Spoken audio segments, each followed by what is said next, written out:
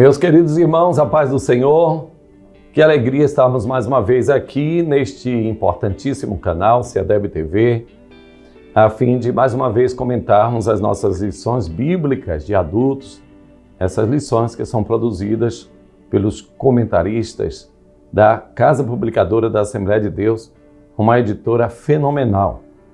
Esses dias estivemos com o querido pastor Ronaldo e com toda a equipe, ou pelo menos uma grande parte dela, e tivemos aulas magníficas aqui no 37º COED. Já falei do COED na lição anterior, só quero lembrar aqueles que porventura não acompanharam o comentário anterior da 11ª lição, para que, podendo, saibam o que aconteceu aqui no SECBA, Centro de Cultura Cristã da Bahia.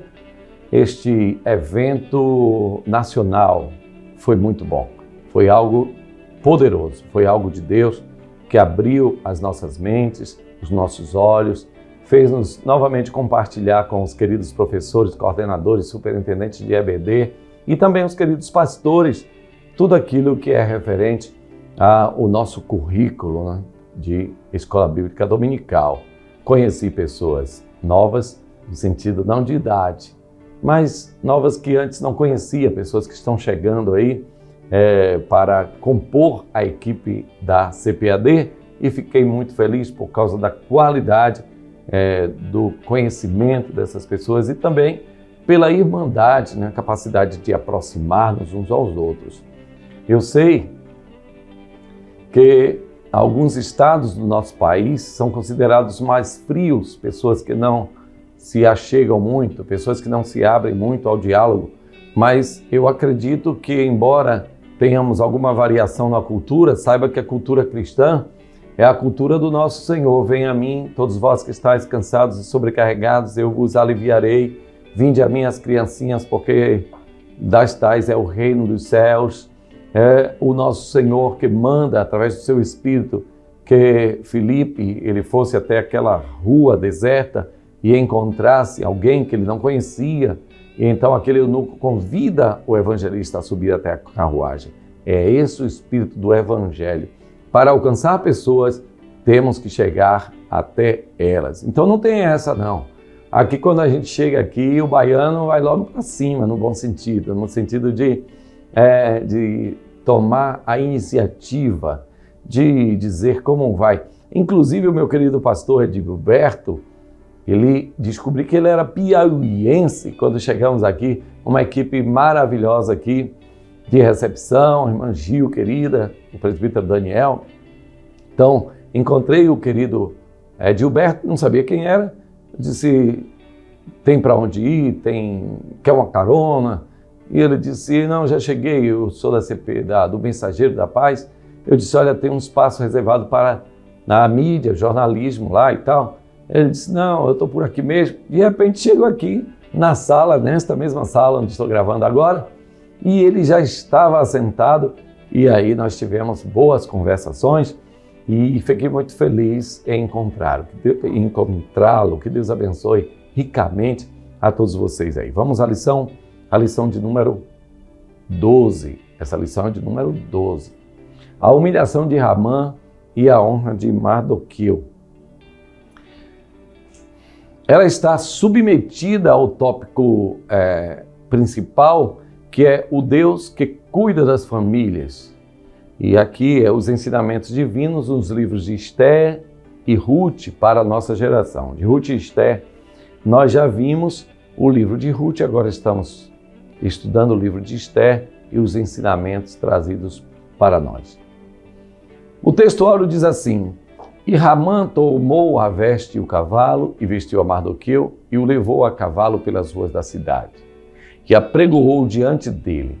Assim se fará ao homem de cuja honra o rei se agrada. Está em Esther, capítulo 6, versículo 11. E o nosso textuário diz assim, ou verdade prática, diz assim, Deus abate e exalta quem Ele quer. Se humilhados, devemos glorificá-lo. Se exaltados, a glória continua sendo toda dele. Isso aqui é um tema maravilhoso, viu? Uma síntese especial. Vamos ao texto básico da nossa lição, que está em Esther, no capítulo 5, 6, versículo 1 até o 14. Diz assim: Naquela mesma noite, fugiu o sono do rei. Então mandou trazer o livro das memórias das crônicas e se leram diante do rei. E achou-se escrito que Mardoqueu tinha dado notícia de Bigtã e de Teres, 2 eunucos do rei, dos da guarda da porta, de que procuraram pôr as mãos sobre o rei Assuero. Então disse o rei: que honra e galardão se deu por isso a Mardoqueu. E os jovens do rei, seus servos, disseram: coisa nenhuma se lhe fez. Então disse o rei: quem está no pátio? E Ramã tinha entrado no pátio exterior do rei para dizer ao rei que enforcassem a Mardoqueu na forca que tinha preparado ele. E os jovens do rei lhe disseram: eis que Ramã está no pátio. E disse o rei que entrasse. E entrando Ramã, o rei lhe disse: que se fará ao homem de cuja honra o rei se agrada? Então Ramã disse no seu coração: de quem se agradará o rei para lhe fazer honra mais do que a mim? Pelo que disse Ramã ao rei: quanto ao homem de cuja honra o rei se agrada, traga a veste real de que o rei se costuma vestir, monte também o cavalo em que o rei costuma andar montado, e ponha-se-lhe a coroa real na sua cabeça, e entregue-se a veste e o cavalo à mão de um dos príncipes do rei, dos maiores senhores, e vistam dele aquele homem de cuja honra se agrada. E levem-no a cavalo pelas ruas da cidade, e apregoe-se diante dele. Assim se fará ao homem de cuja honra o rei se agrada. Então disse o rei a Ramã: apressa-te, toma a veste e o cavalo, como disseste, e faze assim para com o judeu Mardoqueu, que está assentado à porta do rei, e coisa nenhuma deixes cair de tudo quanto disseste. E Ramã tomou a veste e o cavalo e vestiu a Mardoqueu, e o levou a cavalo pelas ruas da cidade, e apregou-o diante dele. Assim se fará ao homem de cuja honra o rei se agrada. Depois disso, Mardoqueu voltou para a porta do rei.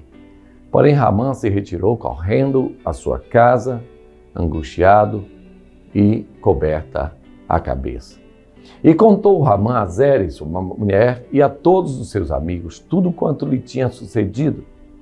Então seus sábios e Zeres, sua mulher, lhe disseram: se Mardoqueu, diante de quem já começaste a cair, é da semente dos judeus, não prevalecerás contra ele. Antes, certamente cairás perante ele. Estando eles ainda falando com ele, chegaram os eunucos do rei e se apressaram a levar a Ramã ao banquete que Esther preparara. Aí temos a nossa leitura, que na verdade é um histórico completo de tudo quanto a nossa lição no delimitado escopo, e agora eu fiz um sinal aqui que foi meio estranho, no escopo delimitado daquilo que vamos falar, reiterando essa importante lição. Não fuja dos limites da lição, nem para lá nem para cá. Óbvio, de vez em quando você vai contar um caso, uma experiência, mas não faça isso toda a aula. Isso pode dar uma ideia de que o professor não estudou suficientemente a lição e está gastando precioso tempo com causos, né? Alguma coisa, alguma ilustração, ela é bem-vinda, mas uma ilustração que possa se conectar com o quanto dito na lição. Mas não vá muito. Outra coisa importante, a espiritualização excessiva. Não se precisa. Há outros, e vocês vão ver aqui nessa lição, que há outros sentimentos, procedimentos, algumas lições e conceitos importantes que nós podemos explorar, que não são exatamente algo espiritualizado. Acho que nós, assembleianos, gostamos de espiritualizar tudo. É o tempero, é o buzu, é o Uber, tudo a gente espiritualiza. E nós somos realmente seres espirituais. Mas muitas vezes, se espiritualizarmos demais as coisas, nós esquecemos de uma boa parte da vida, dessa vida normal, dessa vida comum, de bons hábitos, de fuga dos vícios, enfim, vamos entrar na lição e você vai ver aquilo do que estou falando. Objetivos da nossa lição. Primeiro, identificar a ação de Deus no fato de o rei lembrar da boa ação de Mardoqueu. Segundo objetivo, descrever como Hamã foi chamado para honrar Mardoqueu. E terceiro objetivo, traçar o perfil da síndrome de imperador. Eu falei isso um pouco na lição passada, mas hoje nós vamos reiterar. O tópico 1 vai falar, o rei se lembra da boa ação de Mardoqueu. E aqui eu quero que você esteja atento a uma coisa interessante aqui. É o princípio da anotação. Tem muita gente que, quando estava no ensino médio, sentava lá atrás, usava o caderno só para botar debaixo do braço, não gostava de anotar nada, não gostava de escrever, tinha letra feia, garrancho. Isso pode ser um mau hábito que vai ter reflexos na sua vida como professor. E eu quero que você mesmo... Você pode ter 70, 80, 90 anos, mas você quer aperfeiçoar-se? É possível. Então comece a anotar. E eu digo isso pelo seguinte. Imagine aqui duas coisas importantes. Primeiro, se Deus não tivesse dado a ordem a Moisés, o escritor do Pentateuco, os primeiros 5 livros da Bíblia, que ele escrevesse. E naquele tempo, obviamente, nós não tínhamos o papel, a celulose, não tínhamos. Nós não tínhamos o lápis nem a caneta. A escrita, muitas vezes, era cuneiforme, ou seja, com cinzel, na pedra. Outras vezes era no velino, pele de animais, pele de texugo, pele de carneiro, e depois os rolos, com tinta que eram retiradas dos rios. Então, imagine aí se Moisés não tivesse escrito a lei. A primeira lei, você sabe, foi escrita em pedra. A segunda foi escrita pelo próprio Moisés também com um cinzel em pedra. Mas as leis sequentes, elas foram pouco a pouco sendo escritas em peles de animais. E eram reescritas pelos copistas ou maçoretas para que não se perdesse a lei. Que coisa magnífica! Que importância o Senhor deu à sua palavra. Isso é coisa de quem quer que realmente a sua palavra chegue muitos e muitos séculos depois, íntegra. Para vocês terem uma ideia, foram achados rolos do Mar Morto e, mais recentemente, foram achados outras escritas e se vê que a Bíblia realmente é um livro fidedigno. O que está escrito hoje é o que já estava escrito há milhões, ou melhor, misericórdia, há centenas e milhares de anos. Então foi Deus quem fez com que isso fosse possível. E se Deus não tivesse dado a ordem a Moisés, o que teríamos hoje? Uma barafunda de doutrinações. Você sabe que eu estava reunido com o povo lá da igreja em Capelinha e eu disse, gente, precisamos prestar mais atenção à história, precisamos anotar a história, precisamos escrever a história. Porque, gente, a oralidade, ela é importante? Quando não se tem a escrita. Mas a oralidade é uma fonte de problemas. Alguém viu, era uma casa vermelha. Não, a casa era azul. Poxa, 2 homens de Deus falando, um disse que a casa era vermelha, outro disse que é azul, um disse que a casa era de taipa, outro disse que a casa era rebocada com cimento. E aí?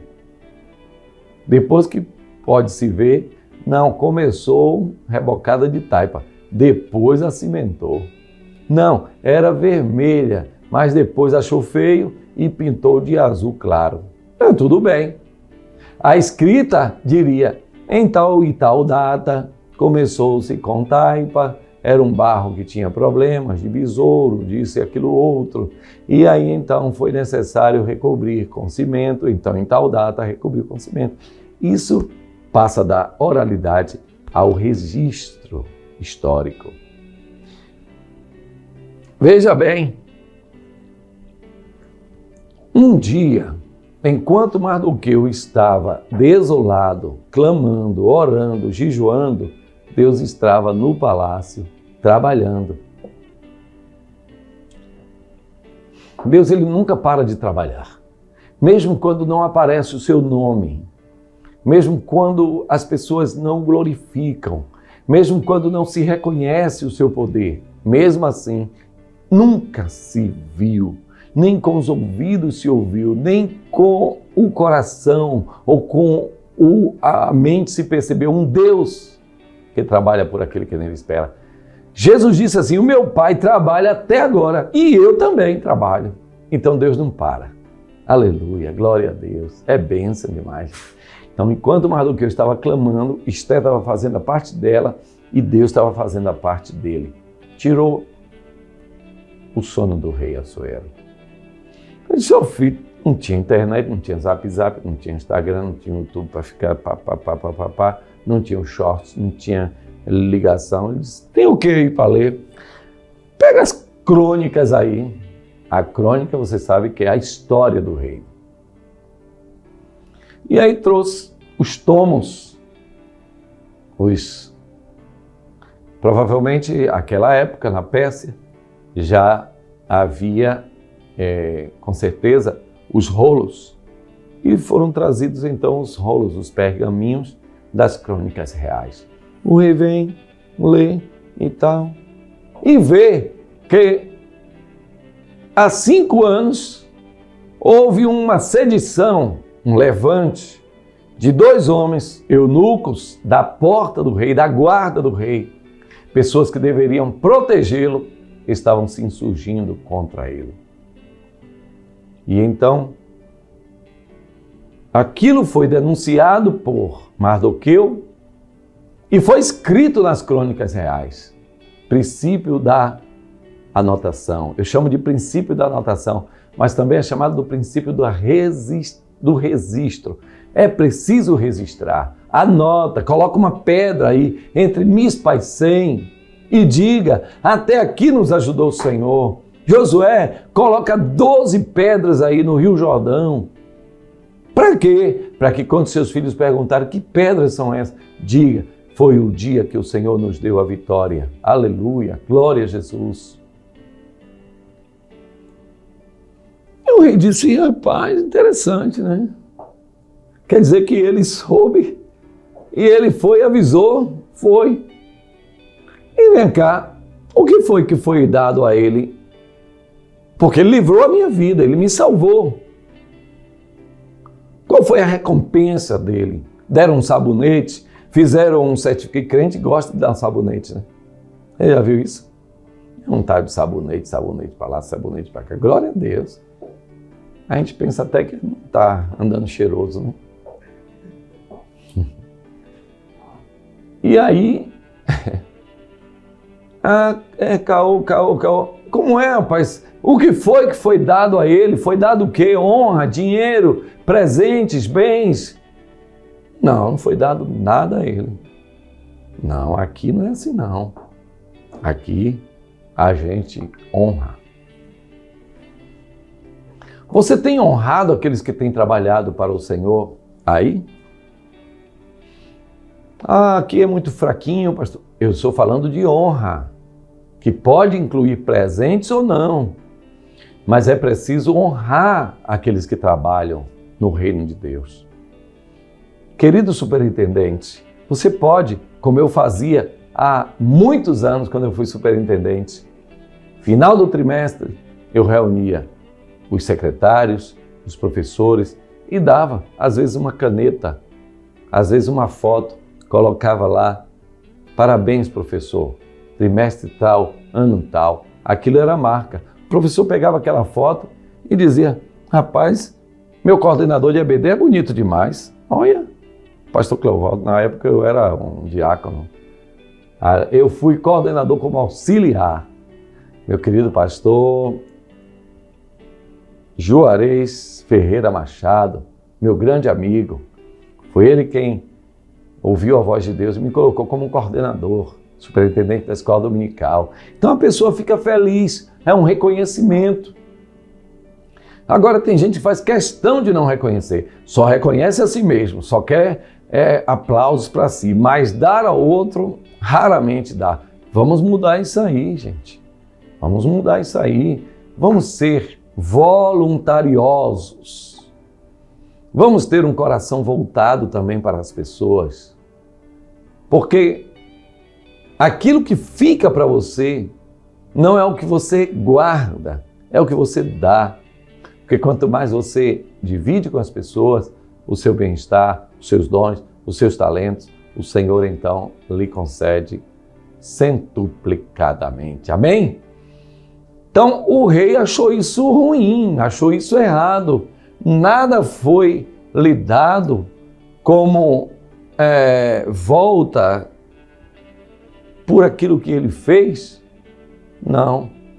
E o rei então, ele diz: quem é que está aí fora? E Ramã tinha chegado. Ramã estava com desejo de morte. Lhe disseram que Ramã estava chegando ao palácio. Vinha, como disse o apóstolo Paulo, ou melhor, Lucas, relata que ainda respirava ameaças e morte. A cabeça de Ramã era: vou matar, vou fazer perder, vou trucidar. Estão na minha mão, é agora, o momento é esse. Mas Deus, mais uma vez, tinha outros planos. Glória a Deus. Não pense que você está sozinho, meu querido irmão. Não pense que você está abandonado neste mundão. Não pense que no trabalho onde você está, ou mesmo no campo eclesiástico onde você prega e pastoreia, você está sozinho. Não pense que porque a sua classe talvez seja uma classe que varia, uma hora está cheia, outra hora está vazia, que você está sozinho. Não, você está bem acompanhado. Você está na presença do Pai, do Filho e do Espírito Santo. Você é a menina dos olhos do nosso Senhor. Aleluia, glória a Deus. Ele cuida de você. E então, ele disse: manda entrar. Aquela entrada parecia ser a apoteose, o momento mais especial da vida de Ramã. Mas, na verdade, era apenas o momento mais triste. Porque Ramã, ele tinha uma doença, que é a doença do nosso século, a presunção, vou dizer assim, a presunção. Ele se achava, por assim dizer. Ele estava na crista da onda. Ele tinha o poder, mas a honra Deus tinha reservado para um outro que era melhor do que ele. E a mulher de Ramã, Azere, já tinha dito: olha, rapaz, se ele for judeu, você não tem chance contra ele, não. Você já começou, foi a cair. Prepare-se para cair totalmente. Glória a Deus. Somos povinho, somos bichinho, mas somos fortes, somos poderosos, porque o Senhor está conosco. E então o rei começa como uma poesia, tipo um provérbio. Você se lembra do profeta Natã? Como o profeta Natã, diante do rei Davi, começou a fazer uma historieta longa. Havia um homem que tinha muitas ovelhas e o outro só tinha um. Então aquele homem mandou pegar a ovelha do outro, tomou. Diga quem é aqui do meu reino, que eu vou tomar satisfação, eu vou resolver. O homem é você, excelência. Misericórdia. Então assim também o rei Assuero, ele fez uma volta. Ele sabia que Ramã era presunçoso. Ele sabia, o rei conhecia Ramã. Seu Ramã, o que é que eu vou fazer, rapaz, a um homem cujo coração o rei se agrada, ou cuja honra o rei se agrada? Ou quer dizer, o que é que eu vou fazer de um homem a quem eu quero honrar?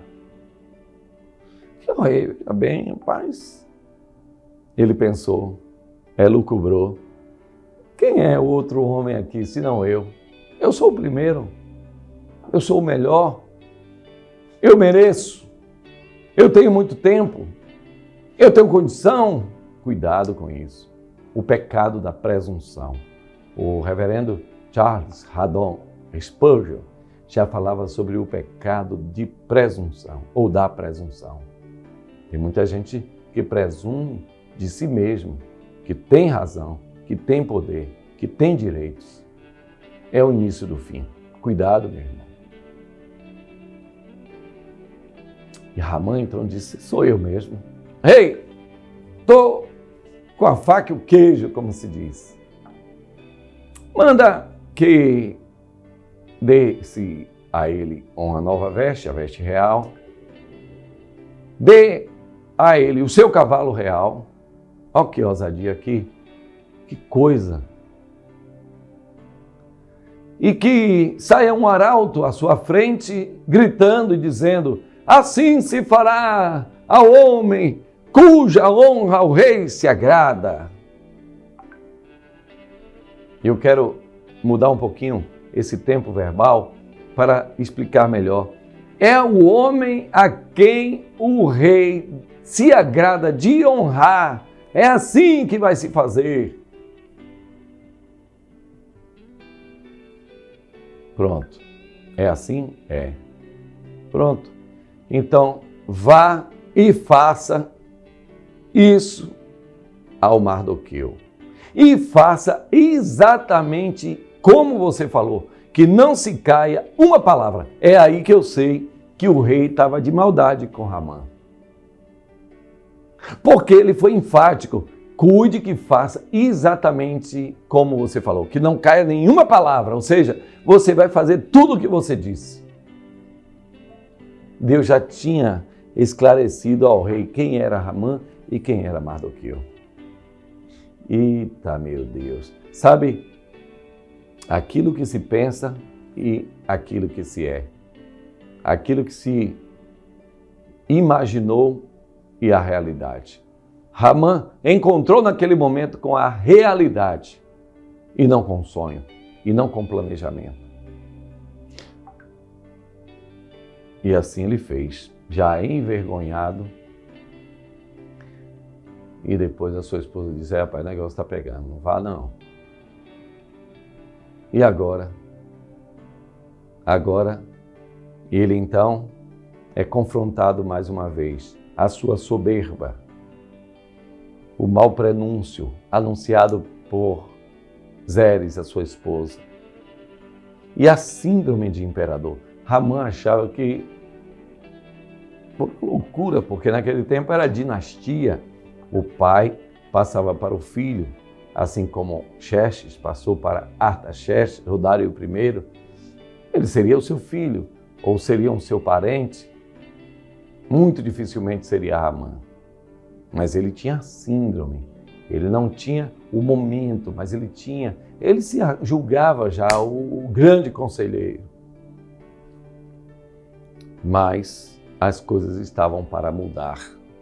E foi isso que aconteceu, porque numa reviravolta poderosíssima, Deus, ele que se vinga a si próprio, ele fez com que agora aquele que tinha erguido a forca foi quem foi enforcado. Aquele que tinha preparado o laço caiu no próprio laço que armou. Aquele que tinha preparado a enxó, a armadilha, esse foi preso na própria armadilha que fez.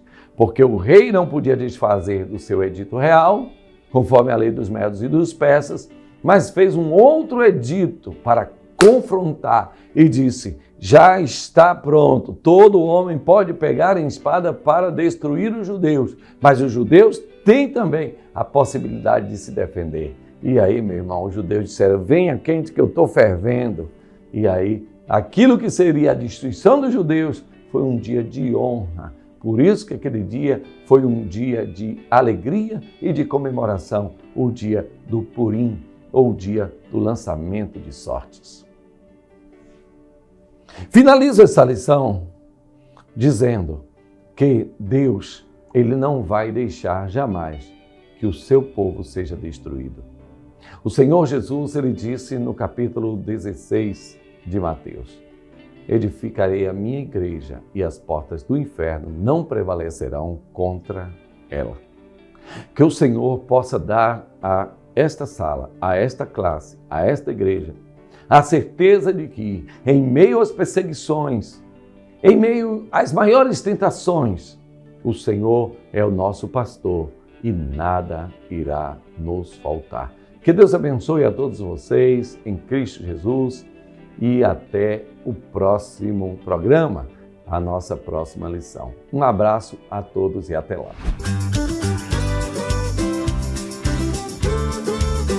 CEADEB TV, uma herança de fé pra você.